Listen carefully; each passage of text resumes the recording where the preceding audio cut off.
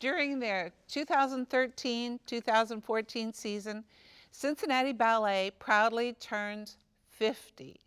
On this episode of Showcase, Victoria Morgan talks about the Cincinnati Ballet's golden anniversary season, which will be full of the bold and imaginative work that has inspired our community and the Cincinnati Ballet's dancers. Stay tuned.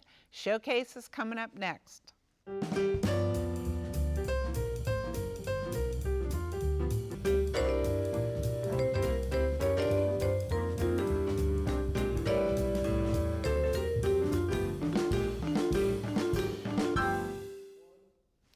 Hi, I'm Barbara Keller, and welcome to this edition of Showcase.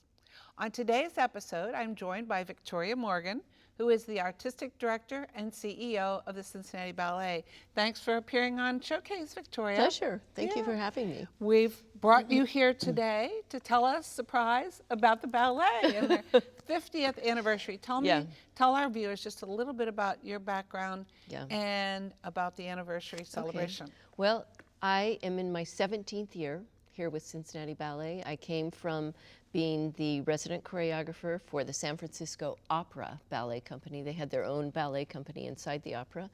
And before that, I was a principal dancer with San Francisco Ballet. And before that, I was a principal dancer with Ballet West in Salt Lake City.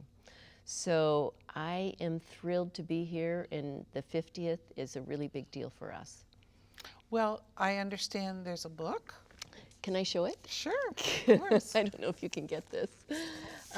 This is our big celebration. I mean, for us to turn 50, I don't need to tell you because you were there for so many of those various episodes. Like 40 of them. Like 40 years of shifting of artistic directors and years of absolute glory and years that we're trying chaos. and we made it somehow. And you know, a lot of other ballet companies in this recent recession and before didn't make it through it. Really, we're only one of 13 ballet companies in this country. And we've certainly had our ballet crises. We have, and you know, David Lyman, just a very passionate and excellent, informed, really dance historian, but a wonderful writer, has put this together and has written this story. And we talked about, should we just make it rosy because we're celebrating? And we said, no, you know, people wouldn't believe it. And you want to know about the struggles and the strife because sometimes it's those kinds of issues and failures that lead to the next possibility and the next success. So the book is absolutely fascinating. I don't know, I'm just gonna open it to any particular page. See, Christy Capps. And all the photos, they are so stunning. They're from so many years of our performances, both old and new, and I think some of the early performances, we've got the very first audition that we did back in 1963. Was that the picture that was in the Inquirer? It was actually, yes. So it's a stunning book, and it really tells the story. And I think one of the things that is addressed in the book that I think is important that a lot of people don't know is, you know, we perform on stage and we kind of do a phenomenal job. But we also have an amazing academy, as you know. Your lovely granddaughter is a part of it all. And we have almost 1,400 students, young students, and also adult students that include our rhythm and motion. And another thing people might not know is we have a very extensive education outreach program. We impact 14,000 lives between our Cincy Dance program, which is inner city schools, Title I supported schools. There's about 1,000 of those students. And we also have our in-step programs that we do. We have our student matinees. So we're very involved in the community. There's always something going on at the ballet. Well, we have something great coming up soon. Tell us about new works. I think, you know, the balletomanes, the people who always go to see Cincinnati Ballet, they say, that is my favorite series because it's in our intimate space. There's only 250 seats in the space, and it's all about world premieres and brand new ways of moving. You're using that incredible technique and those beautiful creatures that have honed that technique, and they know it like it's a language. You don't have to think about it anymore. Should I turn out? How do I turn out? How do I arch that foot? You don't think about it, and so in that way you can push it different directions. And the choreographers we have coming in are nationally and internationally known. It's one of our, I know you say I say this every year, but this is our strongest new works coming up. I'm Well, so it excited. has to be better every year, because that's the That's the whole pressure. Yes, that's how it works. If you're that's the not better goal. every year, then there's something wrong. Yeah, absolutely. Well, do you have, how many pieces are on new There's works? 5 and 4 5? 4 world premieres. And we've put a focus on female choreographers, so 3 of the 5 are women, because we've noticed in our industry there's not enough sort of leadership in that choreographic realm. You're a choreographer also. I try. Yes, you have. You are. We'll talk about at least one of yours. Yeah. Yeah. So after that, it's Swan Lake? It's Swan Lake, and I think the thing that's unique about that, I mean, we go from absolutely never been done before, edgy, first time ever, to a hugely traditional and probably the most important sort of what we call Warhorse in ballet canon of repertoire. And that is very specific, and it was originally done in the late 1800s. Maurice Petipa and Ivan Ivanov, they both brought this thing together, and we try to uphold some of those traditions. Of course, technique has shifted, and the orientation about how far those extensions should go. There's a lot of things that are different, but we really try to give it the integrity that was originally established back in the late 1800s. And don't you sort of have to program it with your dancers in mind? Because every performance is actually a little bit different depending on who's dancing. It is a huge, if you're really watching. If you're really watching, I mean, the lead, Odette Odile, her interpretation can be so different from one cast to the other. And I think the other thing that's really important is we wanted that integrity, and part of the integrity is the number of dancers. In our early years, we would have 12 swans, but because this is a collaboration with Ballet Met Columbus, we will have 24 swans. And so you'll see. That's a lot of swans. It's a lot of swans. So, but the thing is, you'll see everybody sort of breathing together, and they're all the dancers with that high-end technique. Intermittently, we'd take from the Academy, which I think, you know, I'm a little torn, a wonderful experience for the Academy, but for that final, fully professional and realized sort of essence of absolute togetherness and absolute high level of technique, it's going to be stunning. And do you do it in Columbus then also? We do it in Columbus and in Cincinnati. So you get double Yeah, duty. in October. Well, Swan Lake is well, not everybody's favorite. I know people who really think they don't like classical ballet, but I wonder how many they've actually seen. I know. It's poetic. I mean, it's not something that comes at you like this. Right. It's something that kind of sinks in, and it has a resonance about the idea of, you know, I mean, heavy things, life, death, love, devotion. Yeah. And after that, the inimitable Nutcracker. What would Christmas be without Nutcracker? That's what we love people to say. Yes, right.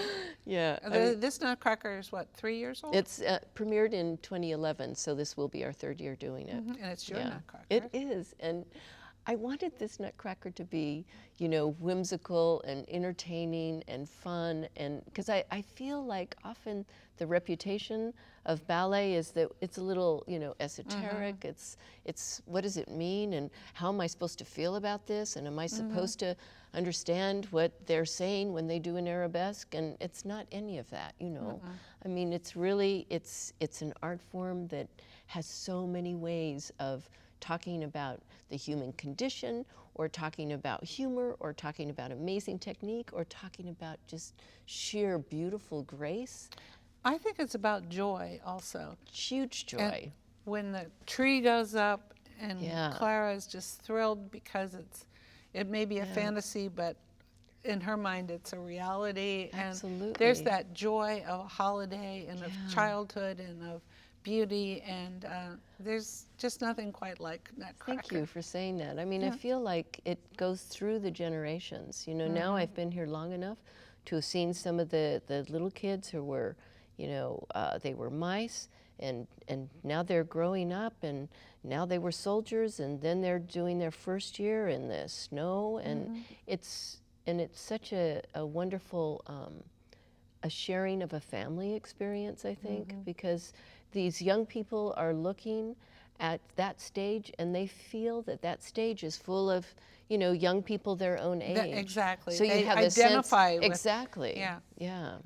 They see the kid behind them. Yeah, and you can sort of get a sense of what's possible. You know, if you have dance in your life, if you're taking it, you say, oh, it's there, and then it goes there, and then there's, you know, it's wonderful. It would be interesting to know, which we never could, how many people begin dancing because they went to the Nutcracker? How many children because they went to the Nutcracker? You ask, I bet 90% of our company. They were in the Nutcracker, they saw the Nutcracker, that was their first experience. It's huge, and it's also huge in terms of our board membership. That's where they first saw the Nutcracker. Our staff. It's amazing how pervasive that It's influence. sort of the funnel that sucks people in, and then they get to enjoy the experience, and so they start reaching out to other ballets, and they become hooked.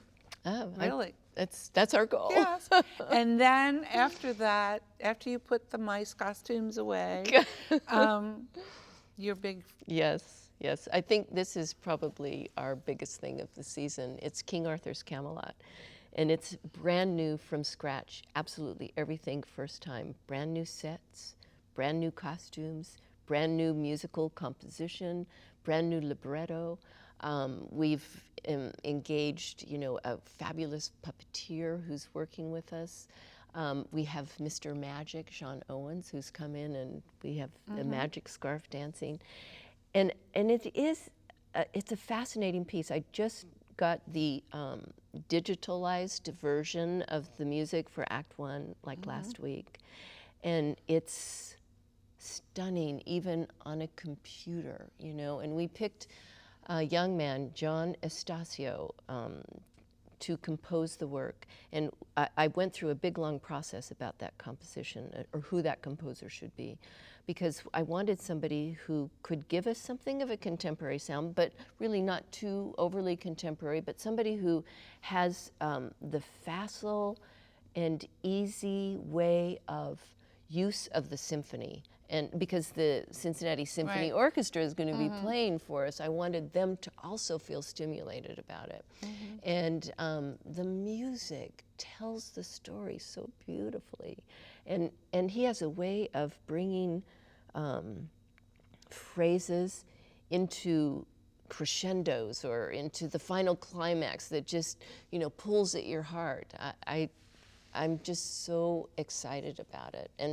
And it's the kind of work that, you know, people have a certain familiarity. I mean, I didn't realize it until I really started researching it, that there's so many different versions of the legend, you know, of King Arthur and Camelot and his knights. And then when we started looking at it, we realized that we could actually prioritize in the way we tell our story by making it really all focusing on those storytelling ideas that could incorporate dance. So every part of it is about movement. You know, the relationship with Guinevere and King Arthur and Guinevere and Lancelot, and the power of the knights and their ability to. I can't think of another story that would be better suited to ballet than. It's surprising it hasn't been done. Yeah, it hasn't. Well, we found one production in Australia, and we found another one that was like a very contemporary stage interpretation from the Birmingham Royal Ballet. But in the U.S., And we have a dearth, we have a limited number of full-length ballets. Yeah. So Tell us a little bit about the costumes. the costumes are stunning. They were designed by Sandra Woodall, who I worked with her, 35 years ago when I danced with San Francisco Ballet for 10 years. She was my, she put the costumes on our bodies, and so she's a real professional. She's not only national but international. And there is something that is challenging about creating a costume for a dancer. It has to move, and yet it has to show form, it has to show the body. It has to be washable, because you can imagine. Yes. And so it has to have that fluidity, and yet it has to be form-fitting. It's a very tricky combination of things. And she is designed, I mean, I told her I would kill to come out of retirement to wear that Guinevere costume. I can't Oh my wait God, to see it it. is so beautiful. And she's created these wonderful knights. They have this sort of metallic, what would you call it, banding that gives it, that makes it flexible, but also gives it that sense of some kind of armor, And so the knights look really manly and amazing. Lancelot is in these blue crossed colors that are sensuous and just as the character is supposed to be. So, and I don't want to give it away, but Mordred, the kind of mean guy, the bad guy, he has this kind of cloud of like darkness that floats around him that's like nothing I've ever seen. So anyway, I'm a little bit out of my head about it. Right. Well, the season it's so exciting, especially when we hear you talk about it, but that's not the end. No, we're not done yet. Next is... Yeah, we have Symphony in C, which is a major, probably one of the most important George Balanchine ballets, who was our famous hero, our choreographer of the 20th century. And this is a work that I have been dying to bring to this community. And we finally, it's a difficult process getting the rights from the Balanchine Trust.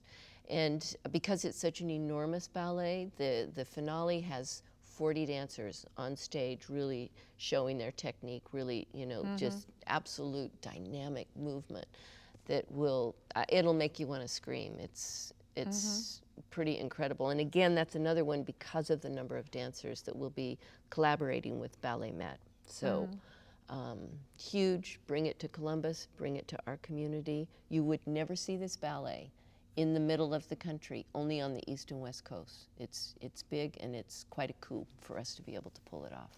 And on the same program as Boléro? On the same program as Boléro, which is a piece I did several years ago. And I think one of the reasons that we really wanted it is because it includes the Academy, and it's really very personalized. It's a little bit about the evolution from a young dancer to a professional dancer to the really top high-end principal and soloist dancers.